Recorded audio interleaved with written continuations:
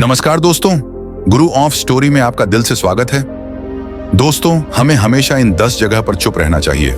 आइए एक कहानी की मदद से समझते हैं। एक बार भगवान बुद्ध एक गांव में अपने शिष्यों के साथ गए। वहां एक क्रोधित व्यक्ति उनके पास आया और उन्हें बुरा भला कहने लगा। बुद्ध शांति से उसकी बातें सुनते रहे, लेकिन कोई प्रतिक्रिया नहीं दी। जब वह व्यक्ति थक गया तो बुद्ध मुस्कुराते हुए बोले, यदि कोई व्यक्ति तुम्हें उपहार दे और तुम उसे स्वीकार न करो तो वह उपहार किसका रहेगा? वह व्यक्ति बोला, जो देने आया था उसी के पास रहेगा।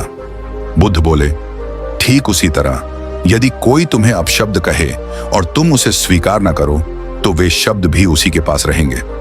यह सुनकर वह व्यक्ति लज्जित हुआ और बुद्ध से क्षमा मांगने लगा। हमें हमेशा नहीं बल्कि सही समय पर बोलना चाहिए। कई बार चुप रहना ही सबसे अच्छा उत्तर होता है। 10 जगहें जहां हमें चुप रहना चाहिए। 1, जब कोई गुस्से में हो, अगर कोई आप पर चिल्ला रहा है या गुस्से में अपशब्द कह रहा है तो जवाब देने से झगड़ा बढ़ सकता है। जब गुस्सा शांत होगा तभी बातचीत सार्थक होगी। 2, जब कोई आपकी बात सुनने को तैयार ना हो, अगर कोई व्यक्ति पहले से ही किसी निष्कर्ष पर पहुंच चुका है और आपकी बातों को सुनना नहीं चाहता तो चुप रहना ही बेहतर है।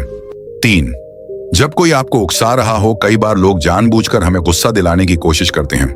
अगर हम चुप रहें तो उनकी योजना असफल हो जाएगी।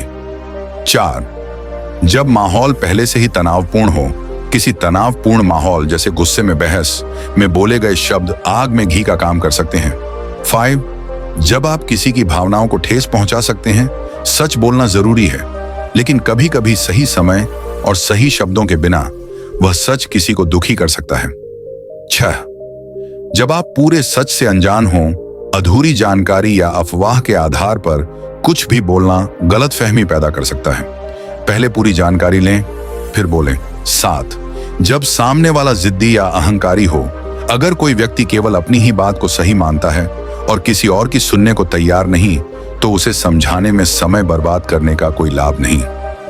8, जब कोई आपका अपमान कर रहा हो, अगर कोई आपको अपशब्द कहता है तो प्रतिक्रिया देने से मामला और बढ़ सकता है। चुप रहकर आप अपनी गरिमा बनाए रख सकते हैं।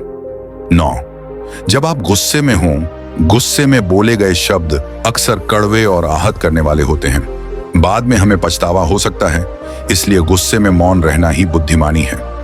10, जब शांति बनाए रखना ज्यादा महत्वपूर्ण हो, कभी कभी मौन ही सबसे बड़ा समाधान होता है। अनावश्यक बहस से बचकर हम अपनी ऊर्जा और समय बचा सकते हैं।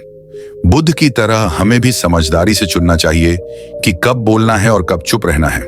मौन केवल कमजोरी नहीं बल्कि एक बड़ी शक्ति भी हो सकता है। जब हम सही समय पर चुप रहते हैं तो यह हमें न केवल मानसिक शांति देता है बल्कि हमारे संबंधों को भी बेहतर बनाता है। दोस्तों, अगर आपको यह वीडियो अच्छी लगी हो तो एक लाइक जरूर करें।